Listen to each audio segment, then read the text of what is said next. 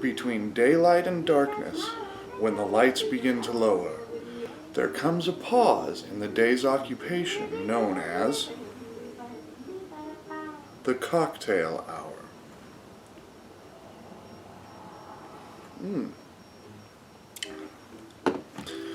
Now, most of you have never heard that before, and those who have probably haven't heard it quite that way before. That's an old children's poem where it's actually titled The Children's Hour and not The Cocktail Hour. But a friend of mine who died in his early 70s, that was always his poem when it was time to sit down and have a drink. Now, for the purpose of tonight's conversation, that drink happens to be Johnny Walker Select Cask's Rye Cask Finish. And this is pretty new from Johnny Walker, and you can see the bottle's about half empty. So I've had her for a couple of weeks here. But I guess I'll call this a review. I'm a fairly seasoned Scotch drinker. Been at it for around 15 years. I have over 60 single malt bottles on my bookshelf over here. Maybe someday you'll get to see those. But I've sampled a great many over the years and have enjoyed all of them for different reasons. But I'm going to talk about this one because it kind of defies the Scotch logic. Especially as it relates to Johnny Walker, you know. If you've been drinking Scotch for a while or even at all and have tried a Johnny Walker, you kind of have an expectation. It's probably among certainly the top tier of blended Scotches versus single malts. But I personally consider the Johnny Walker to be kind of the gold standard of blended Scotches. And there's not a lot of attention paid to blended Scotches, even big names like Chevis and Johnny Walker. So just wanted to talk about this one a little bit because since it's a rye whiskey, and I had to do a little research on this myself, the rye whiskey has varying definitions depending on which country you are in, but in a nutshell, there's a certain amount of barley involved in the distilling process with a rye whiskey, and that's what makes the Johnny Walker Rye different from the rest of the Johnny Walker label, and for that matter, all of the blended Scotch labels. But just wanted to sample this with you tonight. I'm not sure if it would have influenced my decision if I had looked up a review on it. If you pay attention to Scotch reviews at all, they can be a little academic, and that's fine. I am not a Scotch drinker in the academic sense. Your experts will tell you the hint of this flavor and the hint of that flavor. I can't pick that up. I don't know if it's something in my old faculties that won't let me do that, but I just don't get all of the nuances or can't separate them. But that doesn't mean that I don't know a good Scotch from a bad Scotch. That said, I'm going to take a little sniff of this. You've seen me sip a couple of times already, so I've already broken the rules in front of you, but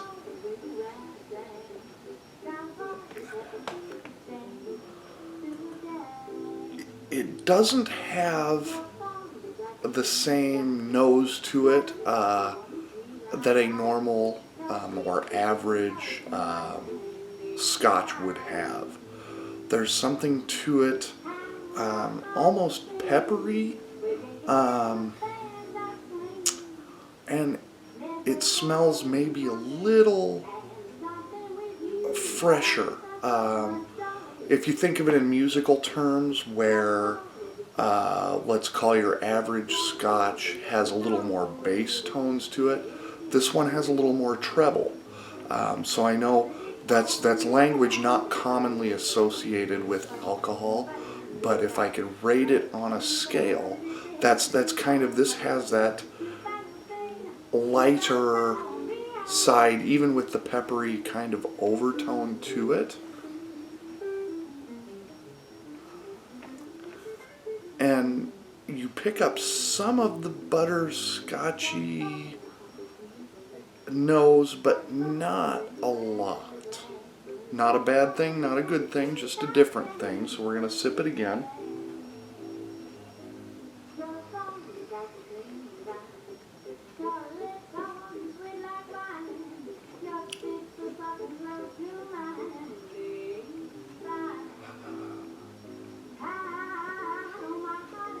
Now I did swish it around a little bit, and this is Scotch neat. Just a couple of drops of water in here to help take the edge off, so to speak. It does have a little bit of a burn going down. This would be a great late fall evening, early spring kind of warming sensation to it, you know, when it's cold outside but not freezing. The one thing this does better than most Johnny Walkers is coat. It stays on the tongue for a long time. It's maybe a little, I don't know if bitter's the right word. It's just not got the same smoothness that I'm used to with a Johnny Walker.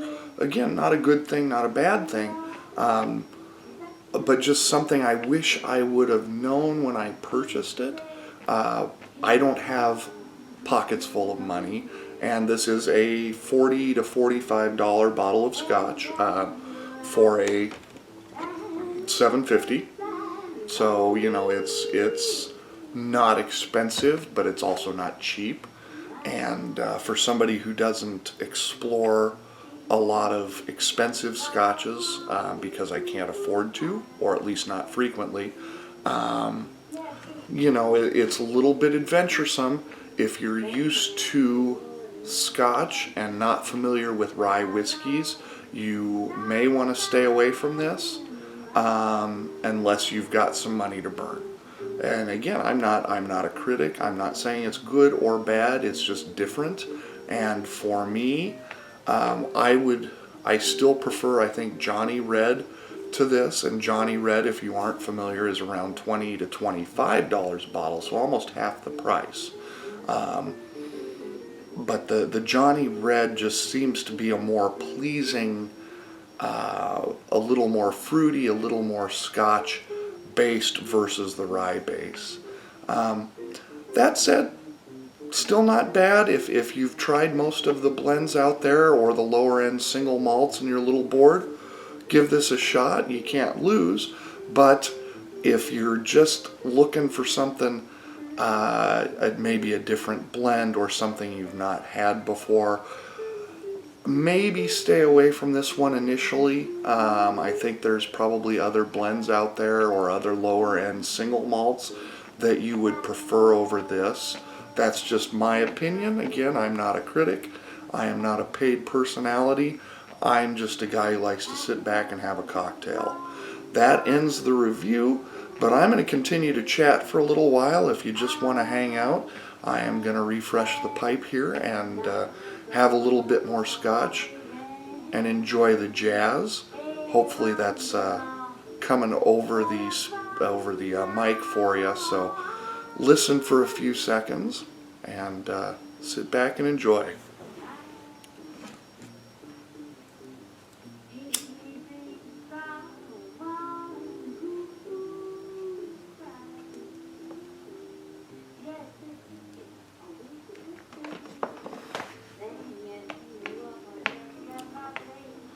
So assuming you can pick up a little bit of the jazz, this is Sunday and Mr. Gessel, and that's Sunday like the ice cream.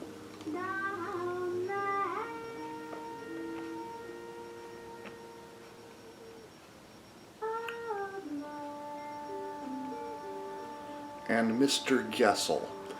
And this is they are a duo out of Seattle, Washington.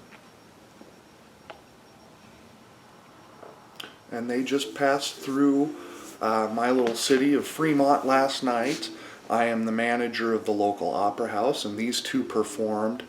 And if you're just looking for a great, unique sound, relaxing sound, man, these two have got it cold. Especially if you're talking about just sitting back with a cocktail and just trying to chill.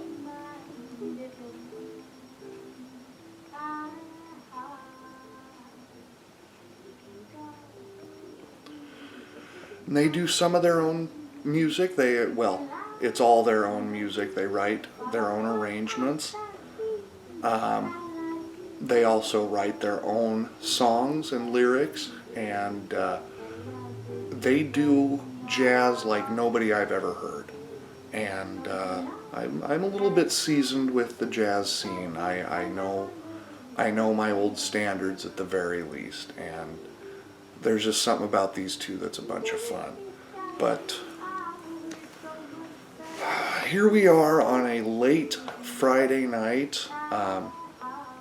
As you can see, I still haven't completely undone my work clothes for the day, and I didn't work any harder than anybody else did this week. It was just a crazy day, variety of commitments, and now I can finally kick back and enjoy, in my opinion anyway, what Friday nights should be. Just a great chance to watershed all of the week's worth of stress, and I'm doing it again with a little blended Johnny Walker Rye, a nice pipe, golden burley, which is kind of interesting because the golden burley has a little bit of a buttery, in my opinion, overtone to it, which just goes very nicely with Scotch and jazz. But one of the things I think that makes me unique, makes me a little bit old school, makes me a little more relaxed for my generation, or for maybe any generation, is the fact that maybe I appreciate some of the old stuff. Love that word, right? Stuff. Yeah, it kind of encompasses everything, right? Oh, that's a little too much.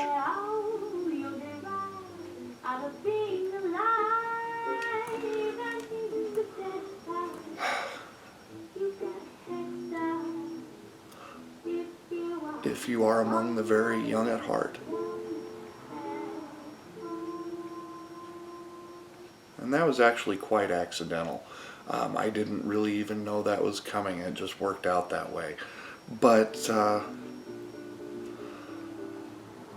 think there's still a mysticism about the old, say, Rat Pack or gentlemen of the 30s and 40s that smoked and drank and wore vests and ties, and that there's something about those men, whoever they were, even if they were Hollywood made-up figures, that still appeals, at least to me, and certainly to a lot of women I know. But we've let all of those things go in the name of comfort, in the name of efficiency, and I think it's kind of a tragedy. I think for me personally, I've gained a lot of perspective from embracing some of those things. And I won't say emulating, although, some could certainly say that's what I'm doing. I don't think that was ever my intent. But I try to be a gentleman. And I try to be assertive, but soft-spoken. But more than anything, I just try to be real.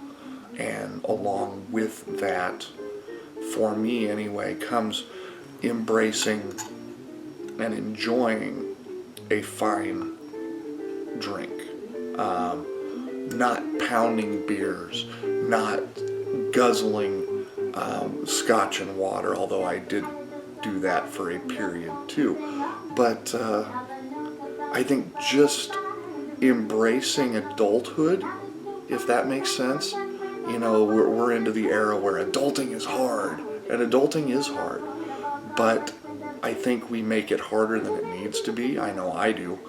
But I think moments like these, the clarity that just comes from a little bit of peace, from sitting collected with your thoughts, and with whatever vice you choose, preferably nothing illegal, although I'm not here to judge. But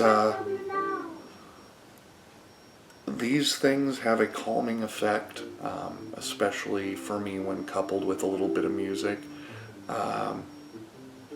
It does help unwind. It doesn't make me sophisticated or cool or any of those things. But stuff like this has been a tradition for hundreds of years for a reason. And I think it's because to really sit and enjoy a Scotch, or to really sit and enjoy a pipe, requires some thought. It requires some preparation, and it also requires some meditation. And having some light jazz in the background, for me anyway, certainly doesn't hurt. But I'd love to hear what you do, or if you have a ritual or routine for relaxing. Is it nightly? Is it weekly? Is the art of being a gentleman dead? Is there anything wrong with trying to keep these things alive and well? There's a lot of subcultures out there. Certainly there is a piping culture out there. There is a Scotch culture. There is a bourbon culture, a cigar culture.